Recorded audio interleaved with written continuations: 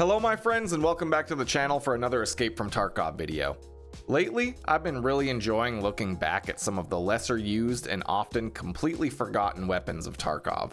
Guns that were added a long time ago, and regardless of how hyped we might have been about them or how good or bad they might have once been, have just kind of been lost to time. Some weapons just don't do the job as well as others, and that's fine. Tarkov is a game with so many guns that you can't expect all of them to be great or even good. Sometimes a weapon is just destined to be a scav gun, and that's okay. So in today's video, we're going to take a look at a couple more of those forgotten weapons, talk about whether or not they were ever any good to begin with, why they stopped being used, and maybe even reminisce fondly about the old times in Tarkov. But before we get into the main part of the video, I want to talk about a game with almost endless content that you can play right now. And for a limited time, get a chance to win insane prizes like a brand new smartphone or up to $5,000 for a holiday shopping spree just by playing. Raid Shadow Legends is holding a special in-game event until January 15th where players use their snowball throwing skills to save Santa. Completing the event gives you a chance to win a $5,000 holiday shopping spree, smartphones, gaming consoles, gift cards, and in-game loot. But you only have 24 hours to play the event after downloading the game, and you have to download through my link to win. These prizes are pretty huge, so you don't want to miss out on a chance to win big. On top of the big Christmas giveaways, Raid also has holiday-themed champions to collect right now, like Sir Nicholas, a powerful support tank character that can make your team almost invincible. Download Raid using my link in the description, and you'll also get an epic champion, Hugo, and a second epic champion, Fane, once you reach level 15 to really enhance your team. When you download Raid, come and find me in-game under the name JDog the Wise, and join up with my clan, Wise Man Gaming. For the first weapon that I want to talk about in this video, we have an absolute classic, the TT-33 Tokarev pistol, a relic of the Soviet state, and honestly, one of Tarkov's original budget weapons. The Tokarev is a pretty iconic pistol, both in and out of Tarkov. It's incredibly simple, and like many old Soviet weapons, it was designed to be basic and follow the logic of "Niet, rifle is fine." There isn't a lot that you can do to upgrade or improve the TT pistol. No fancy slide upgrades, no decadent colored accents on the parts, no red dot sights or full conversion kits to turn it into a small carbine. It's just a couple chunks of metal that fit together and enable a smaller chunk of metal to come flying out of the barrel. All you can really do with the TT pistol is to put on a homemade suppressor that doesn't let you actually see the iron sights when it's on, or maybe a small compensator on the barrel. You can add a more comfortable grip, and there's a couple different simple laser sights as well, but that basically covers all of the possible mods for this little handgun. While in 2025 Tarkov, the Tokarev has become essentially unusable as a viable weapon. Believe it or not, if you're old enough to have played Tarkov in the ancient year of 2018 or so, this little pistol and a pocket full of mags was honestly a pretty solid little budget loadout once upon a time. The 7.62 by 25mm rounds the TT fires got nerfed pretty heavily around the time the PPSH was added to Tarkov, which makes a lot of sense because the PPSH would have been too good if that never happened. But that being said, there was a time when the TT pistol actually had some decent utility for a lot of reasons.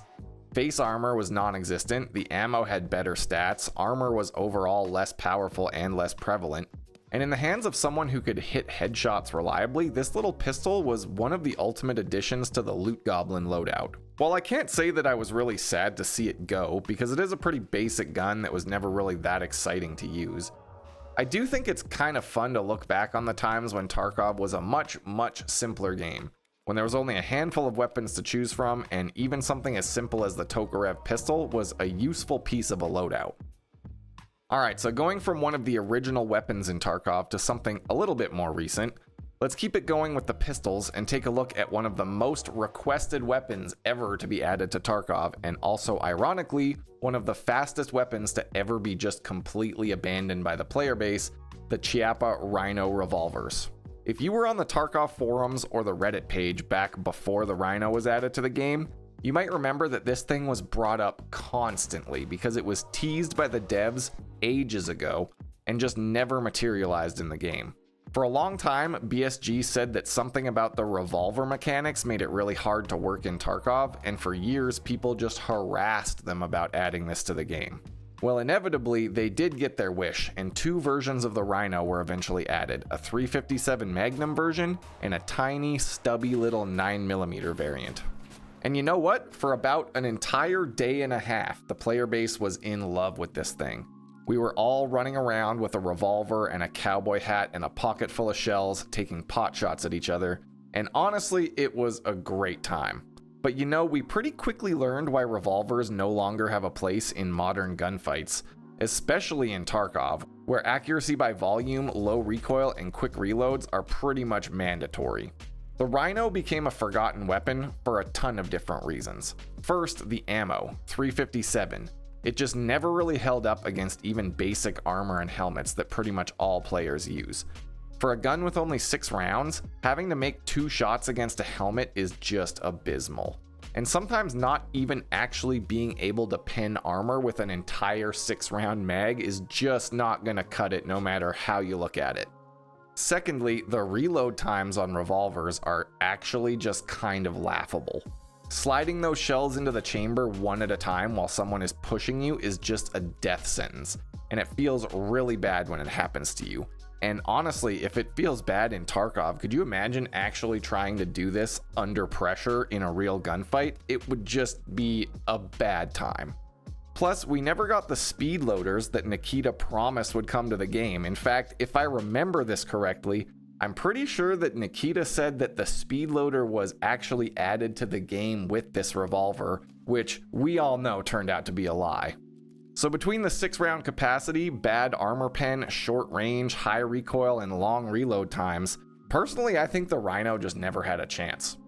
And then to add insult to injury, years later the devs added the RSH 12.7mm revolver, which yes, still has all the same problems the Rhino has, but it's an actual hand cannon, firing a round that has the potential to one-shot kill through body armor and go through most helmets and mount scopes. While I can't say the RSH is really that great of a gun either for the average player, at the very least it has some potential to be a really cheeky pocket sniper in the right hands. For spot number 3 in this video, let's talk about the MP155 shotgun, and specifically the Ultima build for this thing, which in my opinion is probably the absolute peak of aesthetics when it comes to a shotgun in Tarkov and maybe even in video games period.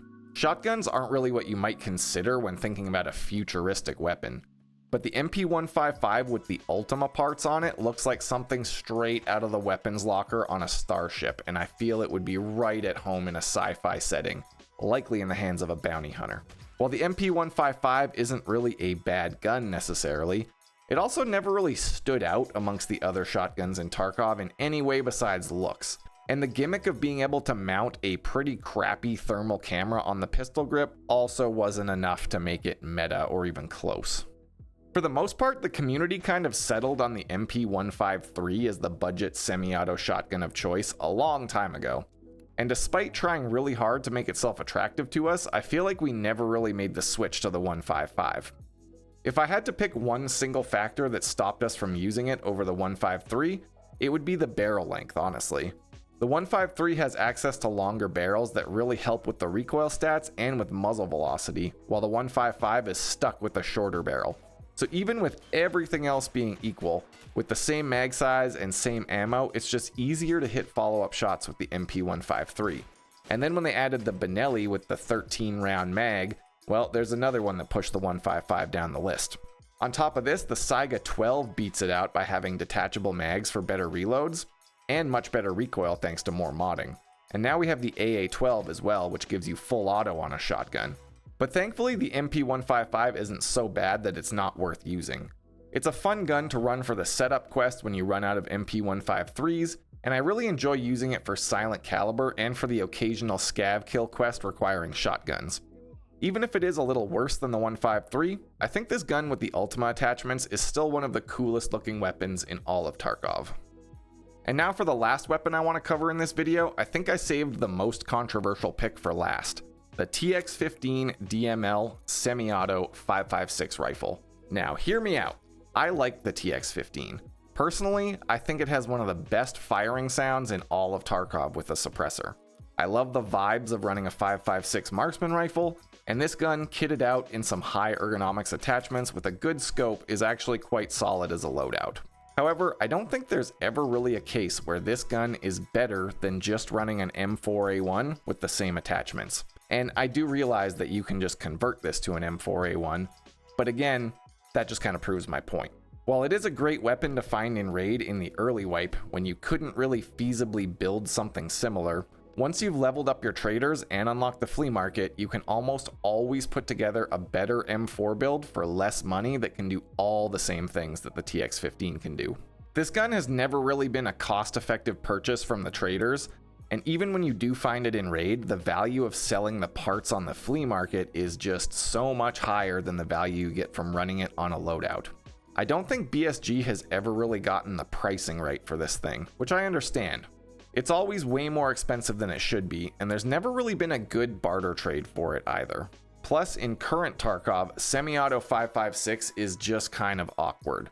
It doesn't hit hard enough to feel good as a DMR, and there's so many other options for semi-auto 7.62 rifles that don't put you into that awkward scenario where you watch someone eat a headshot from 200 meters and then run off into the trees and you never see them again. I would never call the TX15 a bad gun, but I do think it is still relatively forgotten, and almost always looked at more as something to be parted out and sold or just repurposed into an M4 build. I find it kind of funny too, because this was actually kind of a big deal when it first got added to Tarkov, and it was even featured on the game launcher for like almost 2 years, I think, only to kind of fade into obscurity and basically only be run by people with really immaculate fashion sense. Well, that basically covers it for this video, and honestly, I think this comes close to covering almost every weapon in Tarkov that I feel really has been forgotten by the player base. But let me know what you think. What other weapons in Tarkov might fit into this category? I'd be interested to hear what you recommend, and also what you think of my choices here. I hope I didn't offend too many snipers by calling the TX15 a forgotten weapon. In any case, thanks for checking out the video. I've got a link to my Twitch channel in the description if you want to come say hi. And until next time, stay safe in Tarkov City, everyone.